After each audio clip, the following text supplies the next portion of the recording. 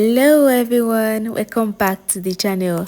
Are you looking to turn off vibrations on your iPhone? Whether you want to save battery or enjoy peace and quiet, I'm here to help you. Let's get started. First, open the setting app on your iPhone. Scroll down and tap on accessibility.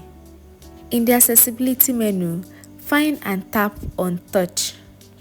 Scroll down to the bottom and you will see an option labeled vibration.